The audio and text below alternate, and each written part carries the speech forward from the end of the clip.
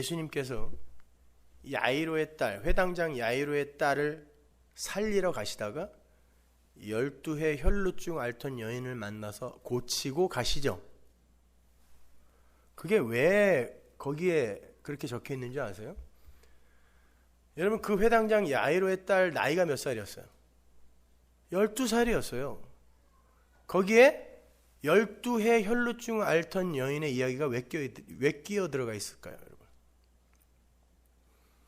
그 위에 혼인, 신랑에 대한 이야기가 나와요. 예수님이 말씀하시거든요. 그리고 그 밑에 두 여자가 나오는데, 한 여자는 12년 동안 남자를 한 번도 못 만져본 여자. 왜? 혈루증을 앓는 여인은 부정한 여인이기 때문에 아무도 만져서는 안 돼요. 만지면 부정하게 되기 때문에 그냥 생과부예요, 이 여자는. 그리고 피를 흘리는 동안은 무조건 부정한 죄인이에요. 그러니까 단 한순간도 죄인이 아니었던 적이 없는 여자죠.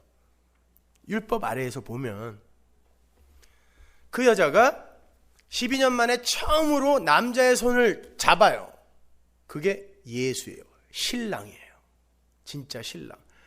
잡고 이 부정함을 예수가, 신랑이 가져가고 이 여자가 예수의 신부로 편입이 되는 거예요. 첫 남자가 되는 거예요. 근데 회당장 야이로의 딸, 히브리 여자는 12살이 되면 그때 시집을 갈 수 있었어요. 최초로 결혼을 할 수 있는 나이, 12살인데 여자애가 죽어 있네요. 얘가 혼인을 한다는 건 예수와 이제 혼인 정령기가 되어서 결혼을 하게 되는 성도의 최종 목적지를 이야기하는 거예요.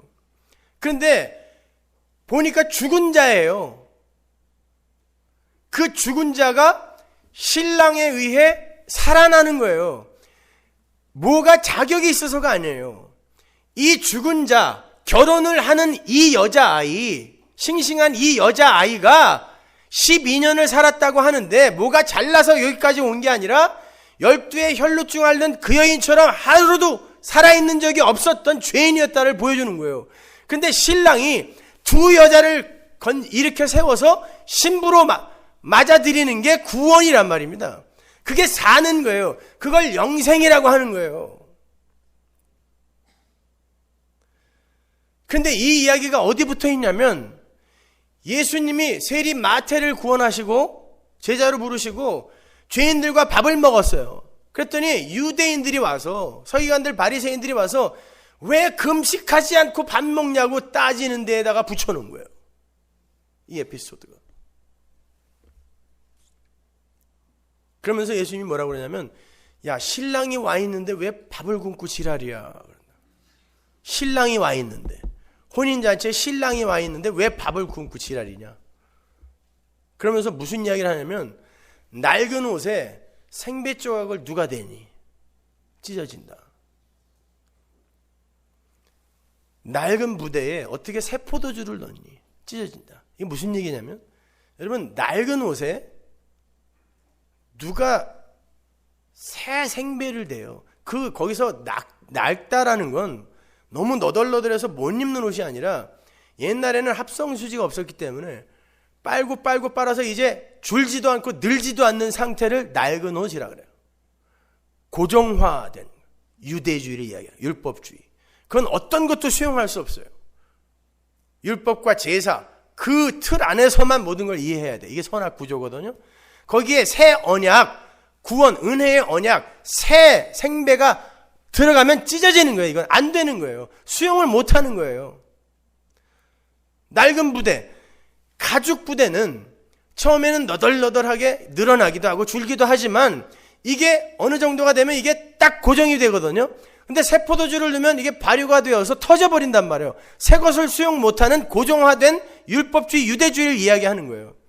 신랑이 와 있는데 금식이라는 율법을 지키겠다고 스스로 고생하고 있니? 자유를 줄 신랑이 내가 왔다.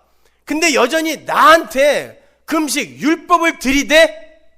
그러면서 너희들은 율법 지켜서 구원받는 게 아니라 죽어있는 자이지만 신랑이 와서 끌어올리는 게 구원이야. 그러면 잔치를 벌려야지. 그러면서 그 이야기가 붙어버리는 거예요, 그 아래에. 하나님의 신부는 이렇게 12의 혈루증 앓던 여자, 죽어있던 여자, 그런 자였는데 신랑이 살리는 거야. 이 은혜의 구원의 이야기, 이게 성경이라고요. 근데 그 예수만 의지하고 그 예수만 믿게 되는 그런 이들이 이 세상 속에서 가치 있는 대접 받겠어요? 애시당초 포기하세요. 그게 포기가 안 된다면 여러분 아직 예수 그리스도의 복음을 잘 이해 못하고 있는 거예요. 여러분은 더 깊은 환난 속으로 빠져들게 될 것이고, 그 십자가의 쪼개짐, 부정됨, 무시됨 계속 겪게 될 겁니다. 그때에 너무 당황하지 마세요.